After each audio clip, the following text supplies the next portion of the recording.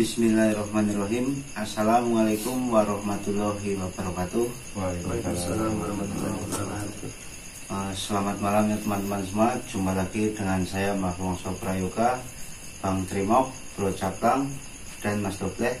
Dan tentunya di sini ada Adul ya, karena sedang ada kami berkumpul di sini, jadi Adul belum mau tidur. Di kesempatan malam hari ini sebenarnya kami hanya ingin mengklarifikasi mengenai hal atau kejadian tadi sore ya Mas Dobleh. Ya. Jadi mungkin teman-teman ada yang bertanya-tanya mengenai kejadian jatuhnya Trimok ke dalam jurang. Untuk saya sendiri, kalau nggak diceritain sama Bang Trimok tadi, saya juga nggak tahu apa-apa. Karena pada saat di lokasi itu saya tidak melihat kronologi jatuhnya. Jadi nanti akan saya tanyakan langsung kepada Bang Trimok mengenai hal ini. Tetapi sebelumnya mungkin ada juga yang belum tahu kenapa kok bisa Bang Trimok jatuh ke dalam jurang. Awalnya bagaimana? Ini saya akan menceritakan sedikit bahwa sebenarnya kami berempat itu kemarin ke lokasi itu kepengen nyari si bejo.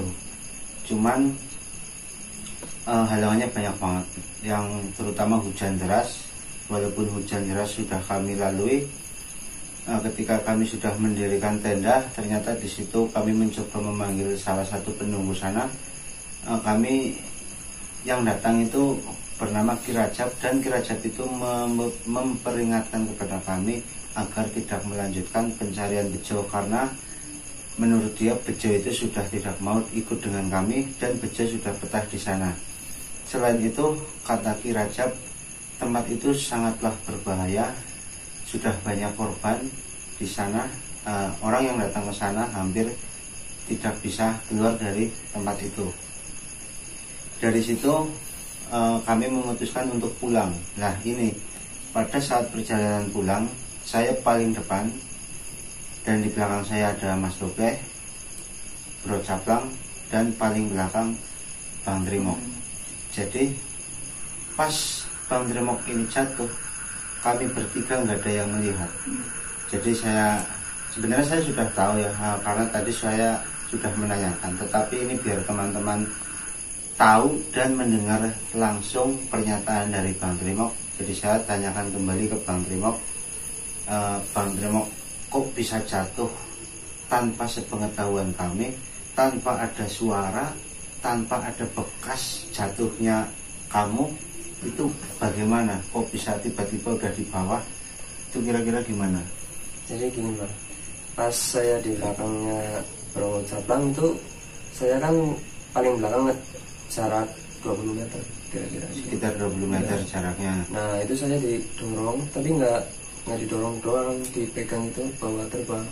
Seperti dibawa terbang? Iya, terus pas di atasnya jurang itu saya dilepas. Kira-kira ada berapa meter itu dilepasnya? Ya ada 15. Pas dijatuhinya? Iya. Nah ini yang aneh ya teman-teman, karena kalau jatuh pasti kan ada bekas jatuhnya. Nah di sini nggak ada bekas jatuhnya. Ini pernyataan Bang Trimok juga mengejutkan saya tadi. Kalau sekarang saya sudah nggak terkejut karena sudah mendengar tadi sih. Iya. Yang mengejutkan itu si Bang Trimok ini katanya didorong tetapi masih dipegangin. Jadi dibawa seperti terbang lalu dilepasin. Nah dia jatuhnya jadi pas di atas, pas dia lagi tiduran itu. Anehnya di sini, kenapa badan Bang Trimok ini nggak ada yang luka, nggak ada yang lecet kecuali kepala. Kalau kepala ya masuk akal, karena pas ditemukan kan nyendirnya ke batu ya Mas Dobleh. Jadi mungkin karena kepalanya bentur batu jadi berdarah. Cuman anehnya ini loh, sedalam itu kok kaki, tulang-tulang ini nggak ada yang patah. Kulit juga nggak ada yang lecet. Kulit nggak ada yang lecet. Itu yang jadi pertanyaan. Apakah Bang Trimok ini menyadari waktu itu kok bisa nggak ada yang luka, itu jatuhnya bagaimana? Itu kira-kira tahu nggak? jatuhnya itu ke dalam air itu. Cuma kepala saya yang di batu itu doang Iya. ingatnya. Apa nggak ada perasaan waktu pas jatuh ada yang nangkep dari bawah? yang nggak ada rasa. Nggak ada rasa itu. Ya kalau menurut saya sih, karena kemarin saya melihat ada salah satu sosok yang baik dan ada salah satu sosok yang jahat. Iya. Jadi pas Bang Trimok ini dijorokin, didorong, itu memang seperti ditenteng terus dilepasin, tapi waktu pas jatuh itu seperti ada sosok yang baik, apa itu namanya, menangkap. Jadi seperti menangkap, cuma karena menahan berat tetap jatuh, kepalanya menur batu. Tapi sebelum saya bercerita, ini tadi saya belum cerita ya, jadi mungkin Mas Dobeh semuanya kaget kalau saya mengatakan ini. Cuman saya sebelum mau cerita, saya mau nanya dulu ke Mas Dobeh. Pada saat itu Mas Dobeh melihat ada nggak sosok apa gitu? Sosok yang saya lihat itu seperti perempuan tinggi besar, matanya merah, Pak. Itu yang menurut Mas Dobeh baik apa jahat? Kemungkinan itu sosok yang jahat, Pak. Soalnya dari sorot matanya itu Merah ya. merah. Nah, selain itu ada lagi nggak yang kamu lihat? Kalau mungkin yang sosok baik itu berjubah putih, cuma nggak pakai apa namanya itu, Mbak? Apa ya? Sorban mungkin ya. Jadi polosan, cuma pakaiannya putih. Iya.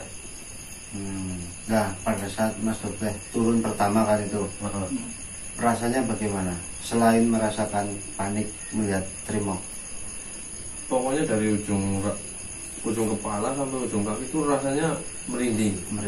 Merinding terus ada yang apa ya, seperti nyentuh. Ya seperti ada yang jalan dah. Mungkin teman-teman banyak sedikit ada yang pernah merasakan ya, kalau ada sosok yang lewat atau apa kan mesti merinding. Terus ada sesuatu yang jalan lah di tubuh ya teman-teman. Tapi gini Mas, kalau sosok yang berjubah putih itu saya nggak bisa ngelihat ya, otomatis kan cuma bisa ngerasain lah ya. Memang bener saya juga itu merinding. Juga kalau yang aneh itu yang tadi loh Mas, Wah, yang mana? Yang pertama itu, yang sosok wanita, matanya merah. Melihat juga? Iya Mas. Di Sama. Tempat itu? Enggak, waktu itu posisi saya lagi sudah dapat tali, sudah naik. Terus kan turun lagi, terus naik lagi.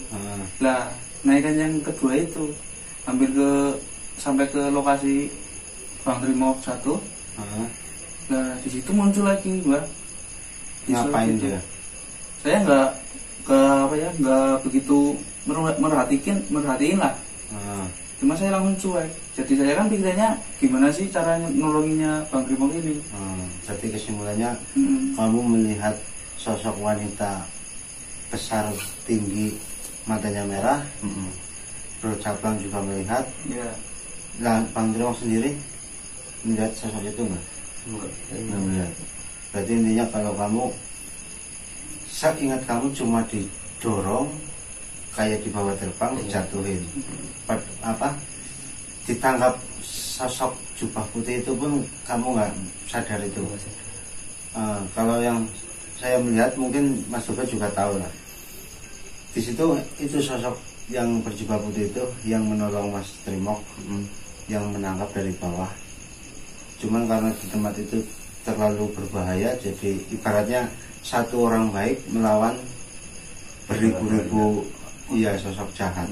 Jadi bisa menolong Trimok, tapi ya tetap masih ada luka. Tapi masih sangat beruntung ya, karena hanya luka sedikit di kepala, cuma bocor, badannya masih terselamatkan.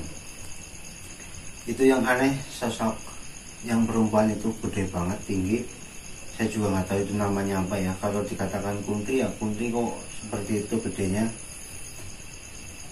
Saya jadi penasaran teman-teman. Saya jujur kepengen kesana lagi untuk mengetahui sebenarnya sosok itu apa. Itu kira-kira mau apa tidak masuk?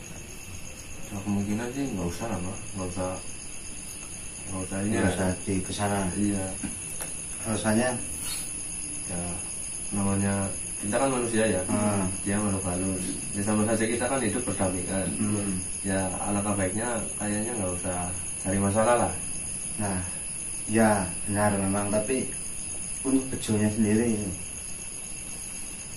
Ya kemungkinan untuk saat ini apa dihentikan dulu lah Pak. Berarti berhenti sementara mencari bejo. Iya. Tapi jujur sih saya sebenarnya masih sangat ingin mendapatkan bejo kembali. Iya.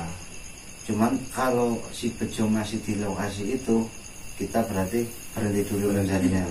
Kecuali nanti ada kabar si bejo di tempat lain, kita baru coba lagi. Jadi begitu ya teman-teman. Bukan berarti kami nggak mau mencari bejo sampai dapat, itu bukannya. Tetapi bejonya sendiri sudah tidak mau ikut dengan kami. Tetapi kami kan ingin ingin bertemu langsung, tetapi mendapatkan videonya juga, biar teman-teman melihat secara langsung dari video itu reaksi bejo jika ketemu kami. Tapi untuk saat ini kami sama sekali nggak ketemu bejo, jadi kami hanya bisa bercerita tanpa ada buktinya ya. Sebenarnya itu saja sih. Kalau memang bejonya nggak mau ya nggak masalah, tapi intinya saya hanya ingin bertemu untuk terakhir kalinya, untuk melihat keadaannya dan ingin mengajak yang terakhir kalinya. Kalau mau ya alhamdulillah, kalau nggak mau ya sudah. Karena yang lain sudah dibawa oleh kami, tinggal satu ini yang belum, kan kasihannya. Walaupun yang lain masih ada ini, cuman yang lain ini belum jelas dia itu siapa. Seperti yang kami katakan itu bapaknya Cindy, kan juga belum tentu itu bapaknya Cindy. Jadi keadaan Bang Trimok sekarang bagaimana? Alhamdulillah udah baik. Cuma tinggal ini perban doang udah ya. Nggak sampai dijahit ya. Jadi tadi kami pulang itu sampai rumah habis maghrib ya, 6:30 malam. Dan pas pulang pas mati lampu, jadi kami jujur keyayapan pokoknya repot lah, kerepotan. Posisinya sudah basah, kuyup, kotor, luka, tapi mati lampu. Karena masalah sudah beres, listrik juga sudah nyala, ini kami membuat klarifikasi biar teman-teman yang mungkin ya 1-2 adalah yang bertanya itu kenapa kejadiannya kok nggak jelas. Ya ini kami perjelas di sini. Mungkin buat teman-teman yang bingung malah ini klarifikasi tentang apa, ya bisa dicek dulu sebelum ini. Ada di channel saya, Bawang Prayoga, terus Bang Trimok, Mas Dober dan Bro Caplang. Jadi kejadiannya seperti itu, bisa dilihat sendiri di channel kami masing-masing. Jadi mungkin cukup apa masih ada tambahan? Ini buat teman-teman mungkin ada 1-2 orang yang mungkin berpikiran kenapa kok sempat-sempatnya videoin Mbak, pasti kan ada. Oh iya ya, gimana ya, kita bisa dikatakan kan sudah bermain YouTube ya, jadi kejadian apapun pasti kita kalau bisa ada videonya, biar ada buktinya. Memang kalau kita videokan kok rasanya lagi dalam bahaya, kok sempat-sempatnya video. Tapi kalau nggak di videoin, ya teman-teman malah nggak tahu sama sekali kejadian yang kita alami. Pasti pada ini ya Mbak, bertanya-tanya. Iya. Kejadiannya di mana?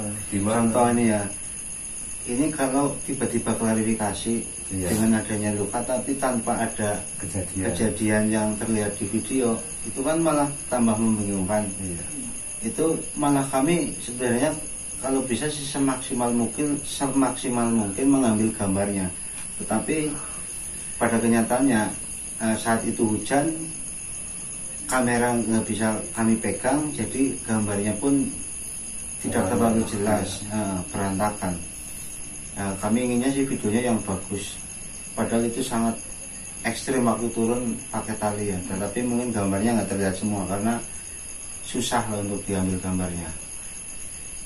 Jadi mungkin buat teman-teman yang kadang-kadang ya sih benar, lagi susah-susah kok sempet-sempetnya video. Tapi emang kita kerjaan kita ya membuat video, jadi apapun yang terjadi ya di video. Juga buat pelajaran teman-teman, kalau segala sesuatu yang kami lakukan itu ya hampir semuanya berbahaya, ada resikonya gitu ya teman-teman. Jadi mungkin cukup ini untuk Adul. Sehat. Jadi mungkin cukup ya teman-teman video malam hari ini.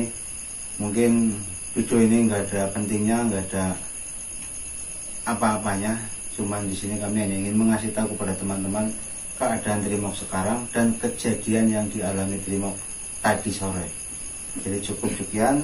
Apabila ada salah kata, perilaku dan perbuatan dari kami mohon maaf yang sebesar-besarnya.